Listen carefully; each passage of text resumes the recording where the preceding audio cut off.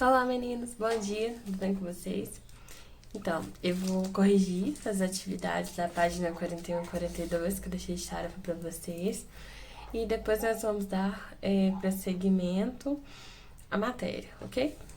Então, lá na página 41, nós vamos ler a pergunta número 7 e depois vamos discutir as respostas. Então, o número 7 ele fala para nós o seguinte: descreva a composição do solo e o relacione aos três sistemas que compõem o planeta Terra: litosfera, atmosfera e hidrosfera. Então, olha só, o nosso planeta ele é composto por água, por solo, por ar, por animais, né, os seres vivos. E ele está associado, né, relacionado à litosfera por conter o solo, a hidrosfera por conter água e a atmosfera por conter o nosso ar.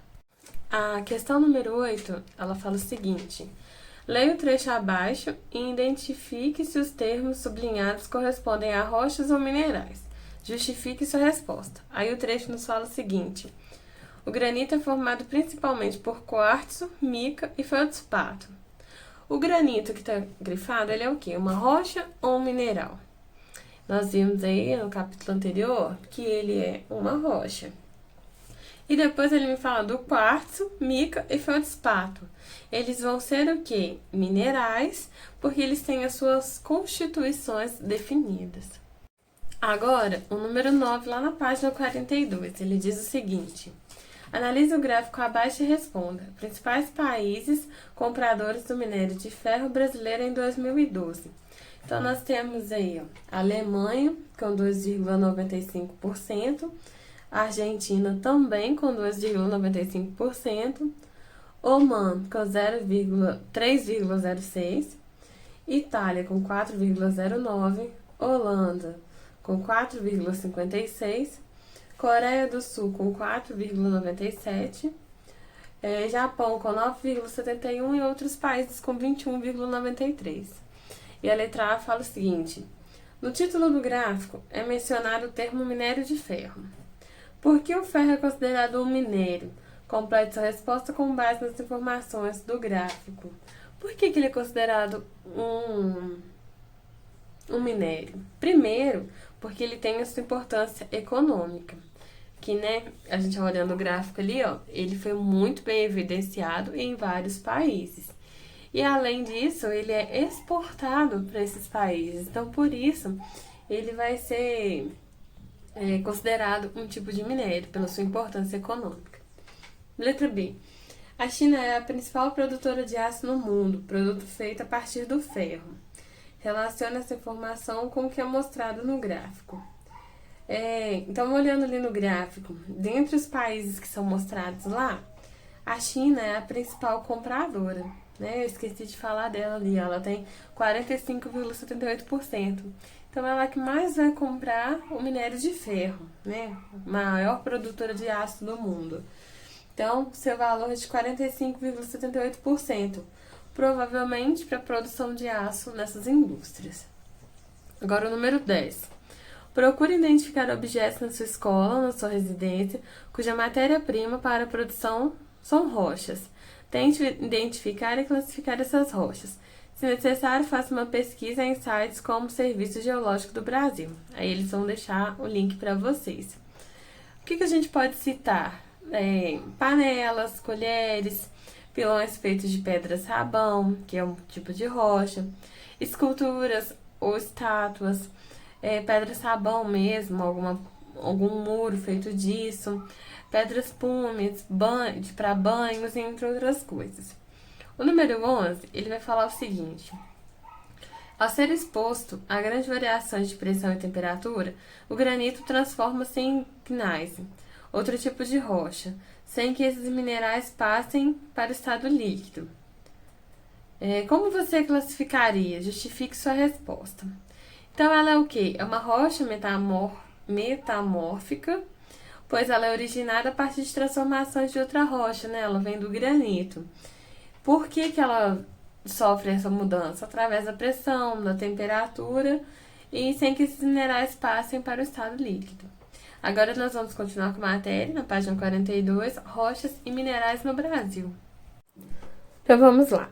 O Brasil é um país de elevada extensão territorial, que apresenta grande diversidade de rochas e minerais. Vários produtos de origem mineral são exportados pelo Brasil. Entre esses produtos estão minério de ferro, bauxita, que é o minério de alumínio, e rochas ornamentais, usadas em decoração de ambientes, obras de arte, construção civil, entre outras aplicações. O país é o maior detentor de reservas de nióbio, concentrando quase 98% das reservas mundiais, principalmente no estado de Minas Gerais. O nióbio é um mineral raro usado na fabricação de aços especiais mais resistentes, além de ser bastante importante na indústria espacial e nas usinas nucleares. Então, olha só, prestem bastante atenção. Eu vou grifar as partes importantes deste trecho e vocês vão grifar aí no livro de vocês, ok? Então, olha só, vocês vão ter que grifar esta parte. Vou deixar aqui alguns segundos. Então, vocês pausem aí o vídeo, grifem e vamos dar continuidade. Estamos aqui, olha, na página 43 agora. Lá nós temos um mapa com a localização das principais reservas minerais no Brasil. Então, aí nós temos Minas, né, com bastante losangos azuis. Então, localizando aí o ferro, tá? Temos outras também, o alumínio, cobre, estanho, ferro, manganês, nióbio, níquel e ouro. Mas se observarmos em Minas Gerais, nós vamos ter grandes minas de ferro, ou melhor, grandes quantidades. Vamos ter também um pouco de nióbio e o alumínio e só um pontinho ali de ouro, né? Na verdade, 2 pontinhos e um pouquinho de manganês. Mas o que destaca é o ferro. A nossa qualidade de vida depende do uso e da aplicação de recursos minerais. Porém, o consumo excessivo desses recursos, que resulta em sua intensa exploração, causa graves impactos ambientais. Por exemplo, a exploração mineral gera grande quantidade de rejeitos, isto é, sobras do processo, compostos por restos do minério sem valor comercial, água e areia, formando uma espécie de lama. Esses rejeitos são muitas vezes acumulados, geralmente em barragens, que, se não forem construídas e mantidas adequadamente, podem se romper, causando graves catástrofes socioambientais, como as que ocorreram em Mariana, em 2015, e em Brumadinho, em 2019, todas as duas em Minas Gerais. Como vimos, os recursos minerais não são renováveis, ou seja, eles vão acabar. Por isso, é importante refletir sobre a forma como a sociedade vem consumindo esses recursos e pensar em medidas para diminuir o excesso de consumo atual, não apenas para reduzir a exploração de reservas minerais, mas também para evitar a degradação ambiental. Então, neste trecho também eu vou grifar as partes importantes e vou deixar aqui no próximo vídeo para vocês grifarem também. Então, meninos, voltando na página 43, nós vamos grifar esta parte, ok? De a exploração mineral até não são renováveis. Agora, nós vamos continuar na página 45, o entra em ação da 44, por enquanto nós não vamos fazer, tá? E vamos lá em cima nos fósseis. O que são os fósseis? São restos e vestígios de seres que não sofreram intensa degradação e que preservaram informações do passado. Dentes, ossos, o organismo completo e até mesmo rastros ou pegadas são exemplos de fósseis. Os fósseis podem ser encontrados no gelo ou em âmbar, por exemplo, mas a maioria é encontrada em rochas sedimentares. Os fósseis seriam restos de animais e plantas, eles foram petrificados, ou seja, eles não sofreram a degradação ambiental, tá? Então, aqui, olha, a gente tem um inseto conservado em âmbar. O âmbar é como se fosse uma resina, um pedaço, vamos pensar assim, de mel, que foi congelado, né? Ele ficou sólido, e ali a gente tem um inseto lá dentro dele, então ele foi conservado, tá bom? E ali o fóssil de uma espécie de peixe, também preservada em uma rocha sedimentar. Aí a rocha ela vai apresentar uma parte do esqueleto e fornece ali para nós informações do seu formato e a presença da coluna. Agora, continuando. Em geral, o processo de fossilização, que é a formação do fóssil, ocorre quando um ser vivo morre e sobre seus restos ocorre a deposição de sedimentos. Esse material passa por processos que resultam na formação de uma camada de rocha sedimentar. Com isso, os restos do ser vivo são preservados antes mesmo de sua decomposição.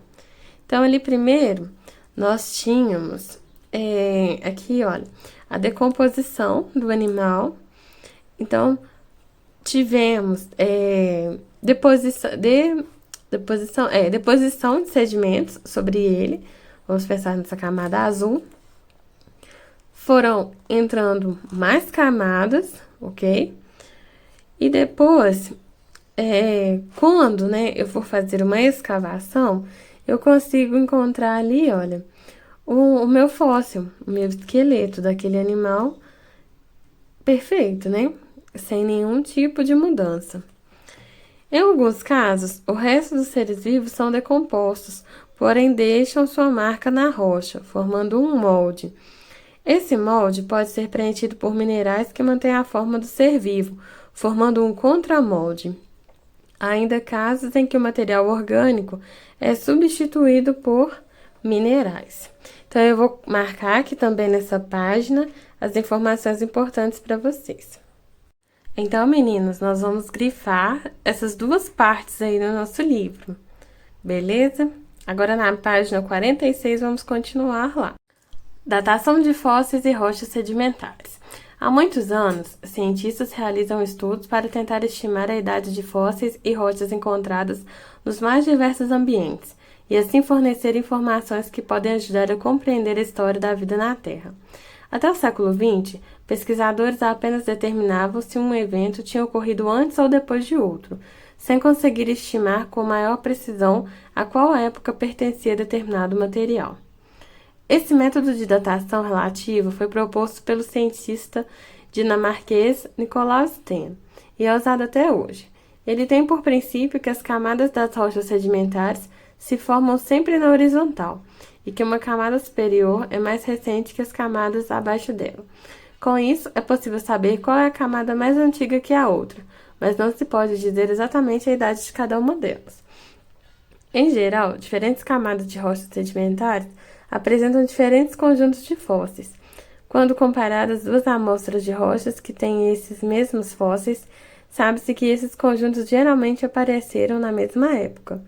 Assim, rochas sedimentares contendo fósseis podem ser comparadas e colocadas em ordem cronológica de formação a partir da análise dos fósseis que elas apresentam. Vou marcar também as partes importantes e deixar aqui para vocês. Então, essas partes vocês devem marcar aí no livro.